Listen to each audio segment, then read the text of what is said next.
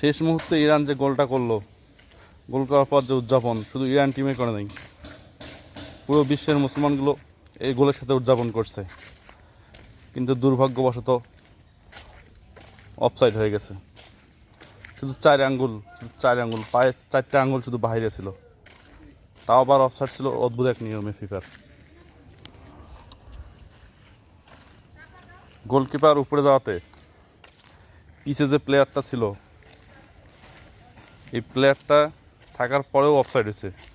কারণ ফিফার নিয়মে হচ্ছে গোলকিপার যদি উপরে থাকে আর গোল লাইনের পাশে যে প্লেয়ারটা থাকবে, তখন তাকেই গোলকিপার হিসেবে কাউন্ট করা হয়। আর এই নিয়মের কারণেই এই গোলটা অফসাইড হয়ে যায়। Unlucky Iran.